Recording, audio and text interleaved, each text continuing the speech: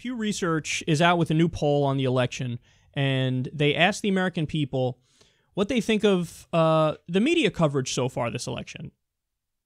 It's not good.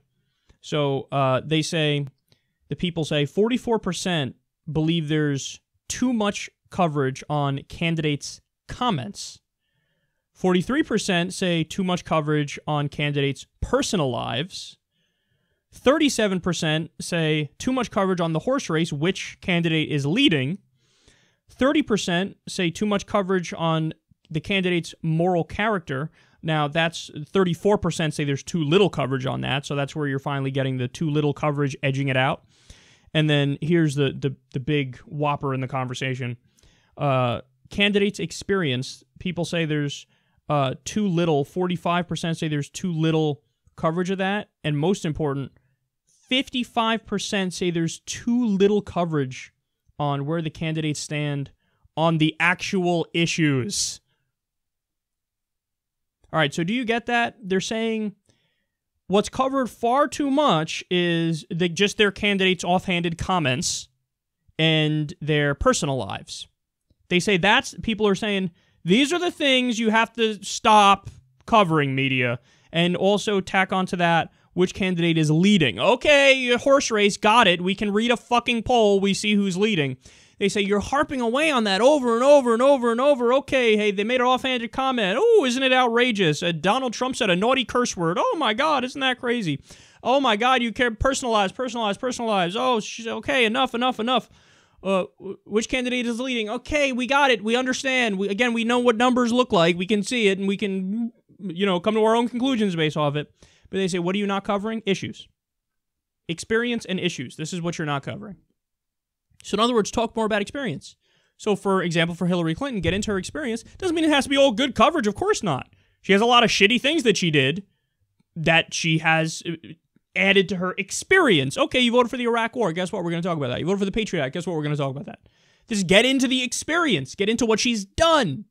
Donald Trump, well, look, get into more of what he's actually done. He's obviously never been a politician. But okay, to the extent that we can ascertain shit about his character, discuss the facts of his experience and what he's done. Hey, he lost $916 million in 1995. Maybe he's a shitty businessman. He went bankrupt 6 times. Maybe he's a shitty businessman. His businesses went bankrupt 6 times. So, but they say you don't cover experience enough, and you don't cover the candidate's policy positions. You don't talk about the issues. You don't talk about the fucking issues. You don't talk about the issues. So as I read this, I go, that's exactly 100% correct. Because the American people are feeling exactly what I'm feeling and exactly what many people in new media are feeling, which is why new media is doing what we do now and which is why our numbers are starting to get ridiculous. And it's not just me, it's a lot of other great people too. So, because what we're trying to do is we're trying to go back to what the whole idea of the media is supposed to be in the first place. We're supposed to hold people in power accountable. We're supposed to give you facts and information, regardless of how that makes you feel or where it would fall on a political spectrum. We're just supposed to be in the business of information and data and storytelling. And okay, so here's what happened. Here's the reality. Now let me tell you about how this politician's a liar and that politician's corrupt, and you go on and on. I mean, that's what it's about. And for mainstream media, they say, oh my God, horse race, and false equivalence. Let's try to get all the politicians on. We need access. We need access to these politicians. So they have a massive establishment bias because they want to make sure, look, I don't want to piss off Joe Biden. I got to have Joe Biden on my show on Tuesday. Well, guess what? I don't need to have fucking Joe Biden on my show. I don't want Joe Biden on my show. I don't want politicians here to run their mouths and give me their bullshit. I don't. And if a politician were to ever come on this show, you bet your bottom dollar I'm going to hold them fucking accountable. Even if it's a politician I like, I'm going to give them hard questions. I'm going to give them hard questions because it's important we know exactly where they stand, and it's important we know what their reasoning is. So I don't want these fucking people on my show. That's not what this is about. It's not about having lovely conversations with the powerful. It's about calling out the powerful and saying, hey, here's where you're wrong. Let's go through all of your issues and all of where you stand on the policy substance. Hey, man, what's up? You say you're a man of the people. 58% of the American people want to legalize marijuana. You haven't proposed that bill. You haven't even spoken out on it. Do you want to legalize marijuana? What's going on? What's happening? Come on now.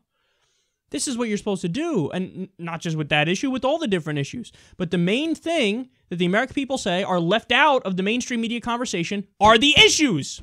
So the thing it's supposed to be the most about is left out the most.